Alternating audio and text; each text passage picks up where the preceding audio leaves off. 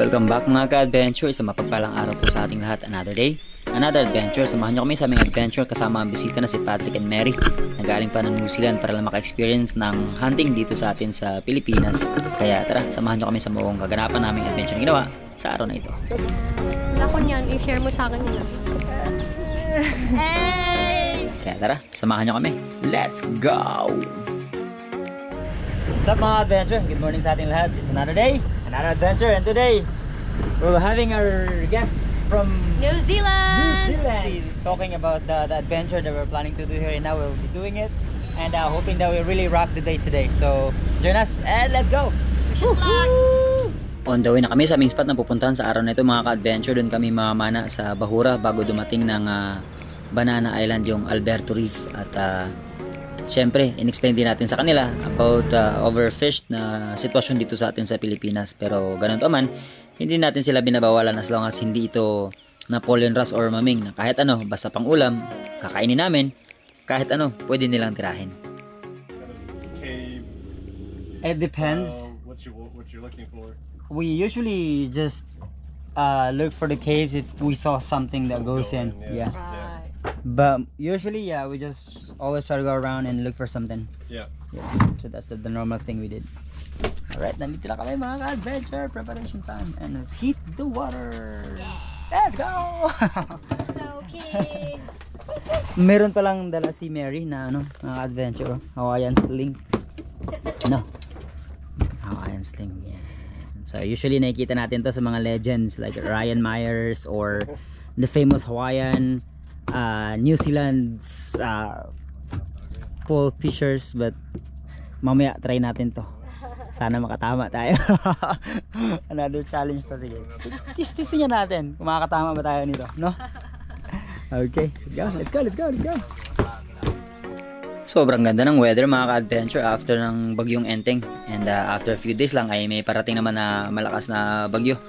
Pero ganun pa man ay nagpapasalamat kami sa Panginoon sa napakagandang weather at opportunity na maparanas sa ating mga bisita ang ipinagmamalaki nating underwater life, dahil nga Palawan, Pilipinas, kabilang tayo sa tinaguriang center sa buong mundo na may pinakamayamang marine life na Coral Triangle kung tawagin. Kasi nga naman in terms of coral reef at underwater life hindi talaga matatawaran. At by far, napakarami ng mga destinations and places dito sa atin sa Palawan, pero only few na makakita ka talaga ng mga gandang tanawin kagaya ng mga underwater life na to.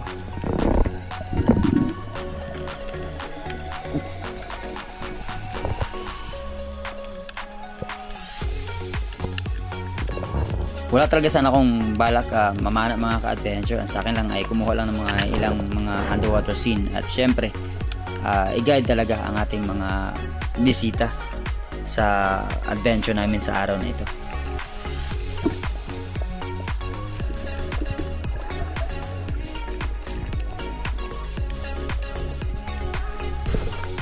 At dahil medyo tanghali na at napakadala ng isda sa area mga ka-adventure, ay sa aking unang pagsisid at unang isda sa araw na ito, pinatos ko na itong GT.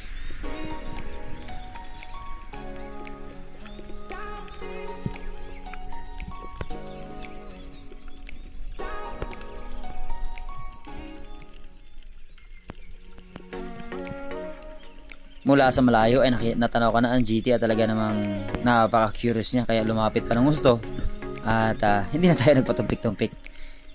Iihawin natin to.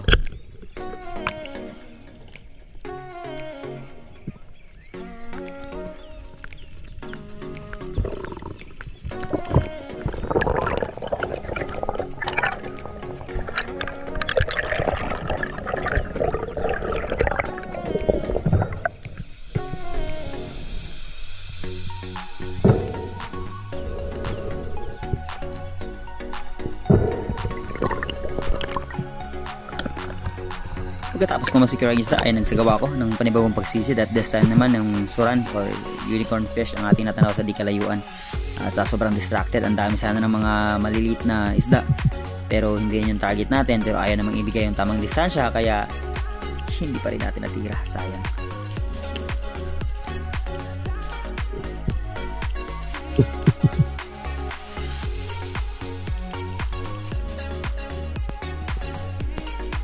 Kung yung mapapansin mga adventure, medyo murky ng konti ang tubig o hindi ganun ka 100% clear ang visibility. Gawa nga ng sobrang daming amount ng rainwater ang humalo sa karagatan.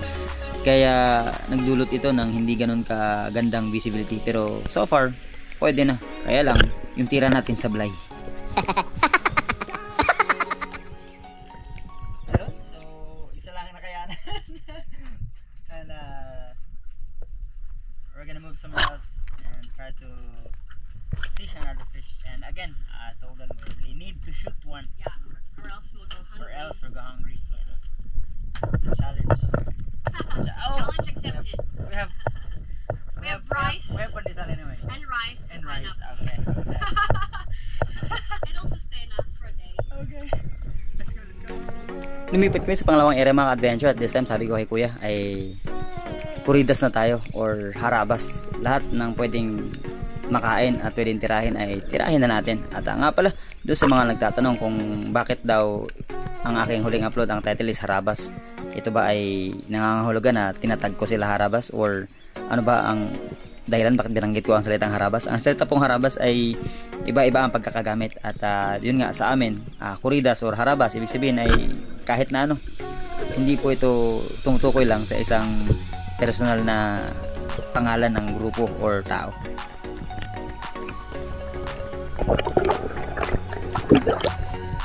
Goatfish or timbungan mga ka-adventure, salmonete naman ang ating naging kalawang isda at ang ikatlo naman ay kitong or golden spotted rabbit fish.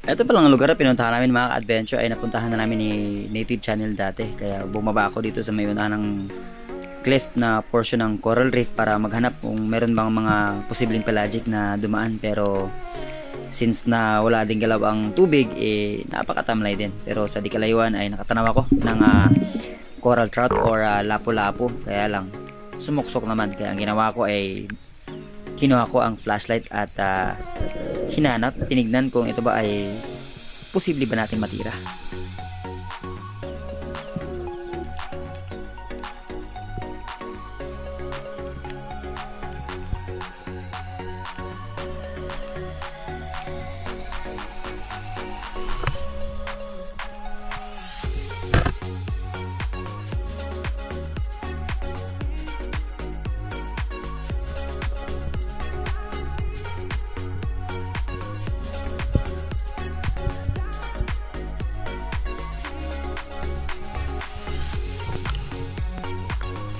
Nakailang beses din akong sisid mga ka-adventure at hanap sa isdang ito hanggang sa iniwan ko yung pana sa ilalim at nung akin na sana itong sisiliping muli ay nakatanaw naman ako ng lapu-lapu or coral trout sa may labas. Hindi siya ganun kalaki pero goods na siya pang ulam.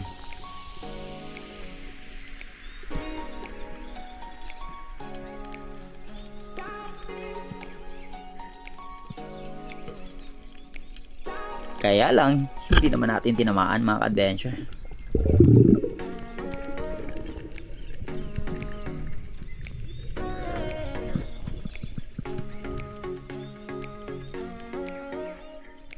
At sa munod naman nating pagsisid ay tinugis na talaga natin dahil natanaw ko na kung saan siya nakatago at nakaangat sa ibabaw na bahagi ng bato. Pero napuntirya ko pa rin ang kanyang babang bahagi ng katawan.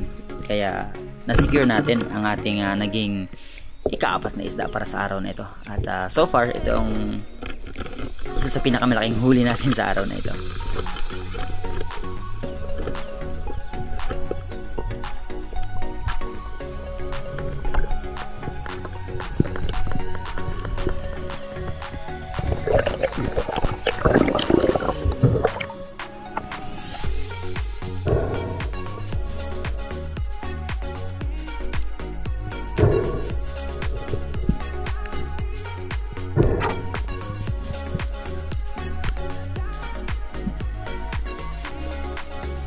Patuloy pa rin ako sa paghahanap mga adventure ng ating panibagong target. So non-stop yung ating pagsisid at pagtugi sa mga islang pwede nating may ulam hanggang sa nakakita ako ng isang hyphen coral trout or lapu-lapong tigre. Kaya lang bumaba naman sa mas malalim na bahagi kaya hindi natin natira.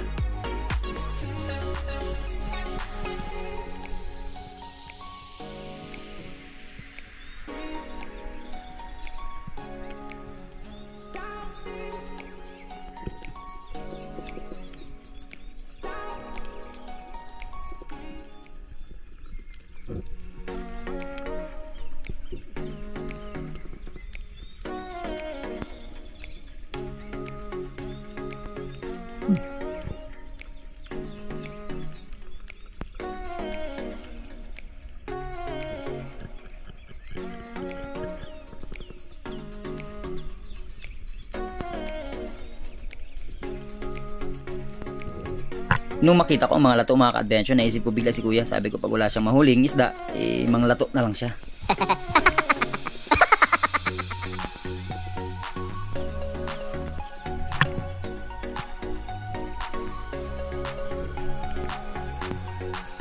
Masyado ako nag-focus sa ibabang bahagi mga ka-adventure hanggang sa natanaw ko na nandun pala sa taas, ini-stock, sinusundan pala ako nitong Harlequin Sweet Lips. Hindi naman nagpatira. Sana di na lang nagpakita.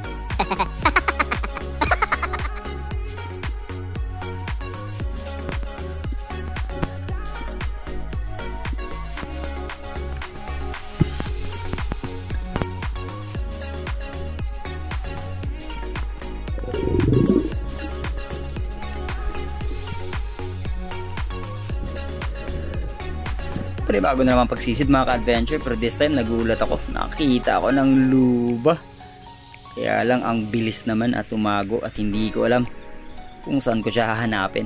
Kaya umahon ako at nag-ipon ng maraming hangin at naglabas ng flashlight dahil tignan natin kung posible ba nating makita ang islang ito.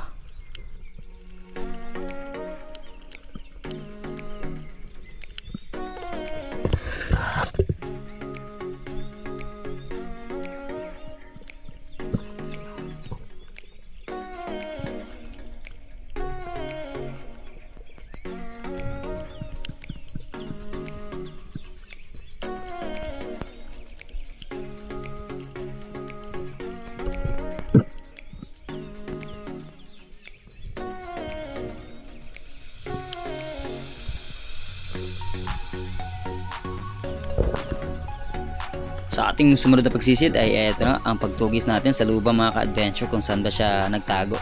Kaya lang nung nakita ko yung kanyang accommodation dito, hindi ko alam kung Amanpulo Resort ito or Banwa. Private at ang dami ng mga compartment na hindi natin malaman kung saan siya pwedeng makita.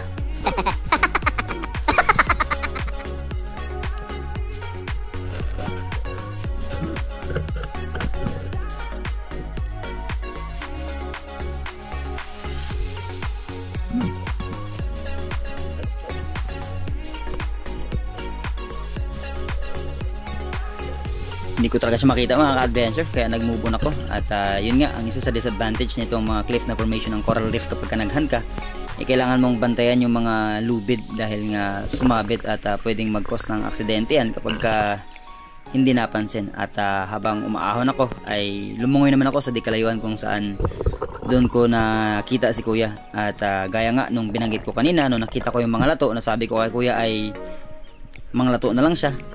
Confirm mga ka-adventure. Eto, nanguha nga siya ng lato.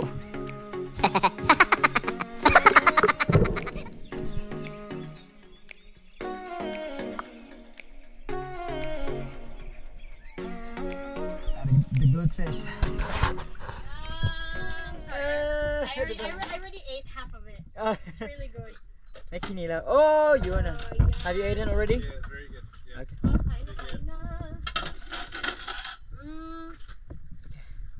Kuya, kain po!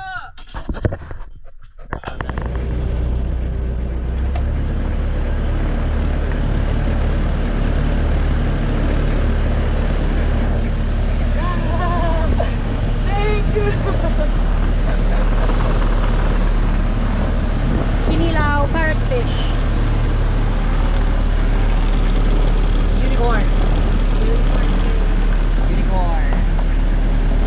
Favorite ko yung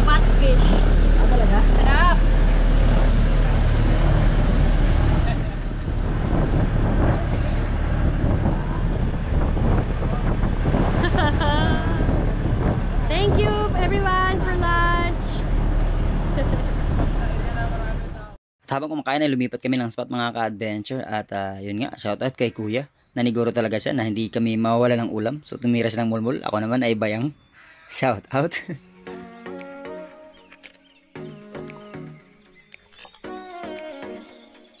Lumipat kami mga ka-adventure at ito na ang aming ikatlong spot sa araw na ito. Ito ang area kung saan nakahuli si Coach Ali ng Badlon or Golden Trevally. At medyo maganda ang formation po ng area. Cliff din yung mga coral reef at medyo may agos na gumagalaw. Kaya abang-abang tayo sa unahang bahagi bago totally mag-drop off. Dahil nga posible itong maging daanan ng mga malalaking pelagic.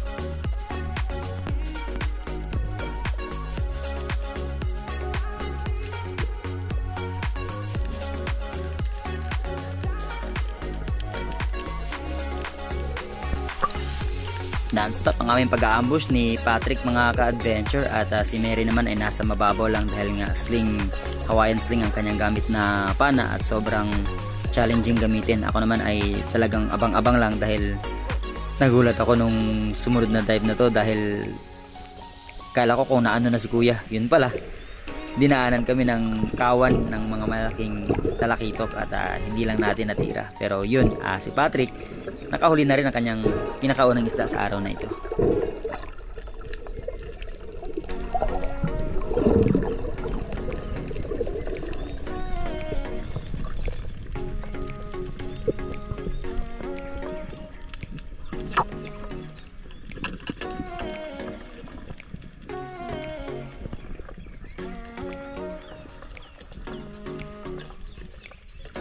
At dahil nakaramdam na ng pagod si Patrick mga ka-adventure ay ako na lang ang nag-recover ng kanya pong isda. Barchick, coral trout or oblong na lapu-lapu kung tawagin naman ang kanyang naging unang isda mga ka-adventure. At sobrang happy na siya dahil nga ang goal lang naman talaga nila is maka-experience mag-hunt. Yung huli is another extra opportunity. Ang aking mga sumunod na isda at pagtira ay hindi ko na nakuha ng video mga ka-adventure dahil ayaw nang mamana ni Kuya at binigay ko na lang siya sa kanya ang camera at siya na lang ang kumuha ng mga video underwater kila Mary and Patrick at ako din habang isinasagawa ang mga pagsisid at paghahanap ng mga isda.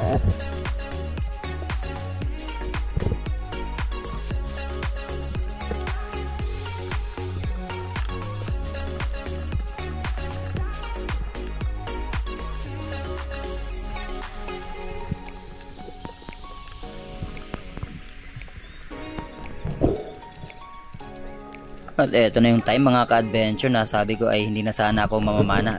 I-release ko na lang yung aking pana at sinalubong ako ng malaking badlon mga ka-adventure kaya lang napababa naman yung tama. Ang kanya pong tama ay sa tiyang bahagi at sinabit yung aking pong bala ng pana doon sa coral reef around 16 meters kaya kala ko ay naandun pa siya dahil hindi gumagalaw pero sobrang dismayado, wala na ngang video, hindi pa nakuha yung isda.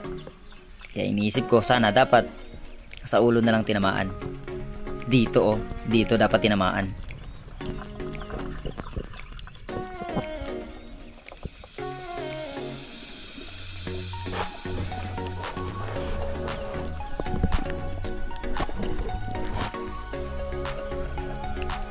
Ito yung Hawaiian sling mga ka-adventure na talaga namang sobrang napaka-challenging at ang hirap ng haning isda dito sa atin sa isla. Tapos ganito pa ang gagamitin mo, grip lang.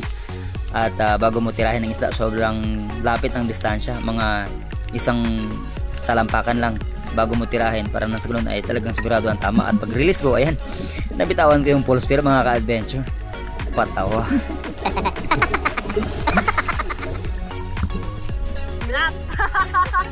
Sobra pa rin kami nag-enjoy despite of kaunti lang ang huli. At the same time, na-experience nila kung gano'n talaga kahirap ang isda sa atin sa Pilipinas. We're good. Enough for today. Tomorrow. Lovely. That's another adventure. I really enjoyed that. You do? I loved it. Alright.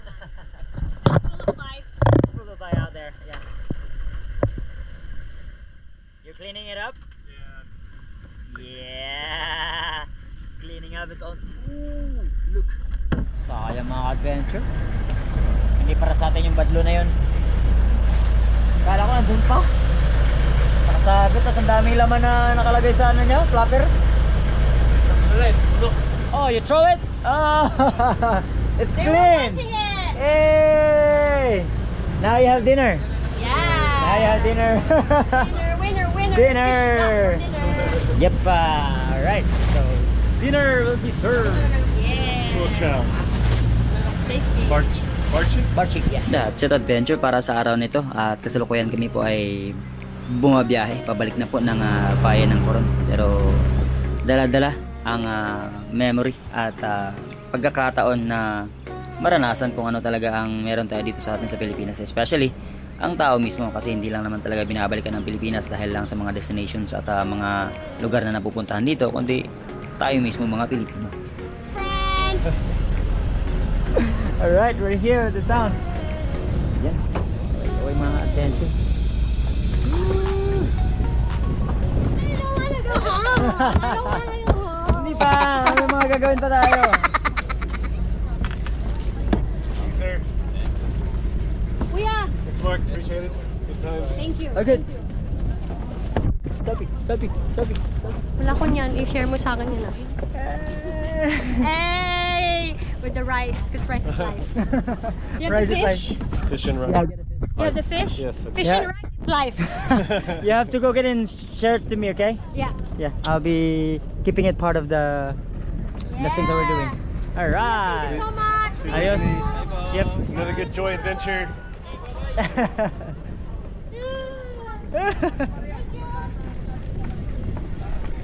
Tara.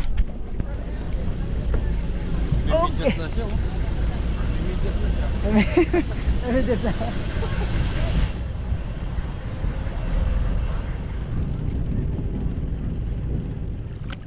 Ang malaki ka. Ayun mga adventure.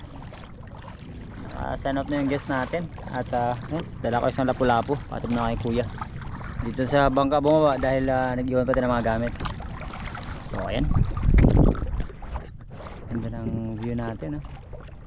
Sunset. Ito naman ang bayan ng Coron. Yan lang muna para sa araw na ito mga ka-adventure. And again, wala muna po tayong shoutout. But still, marami pong salamat sa patuloy na suporta, tiwala at pagtangkilik. To God be the glory. And God bless us all. Let's go!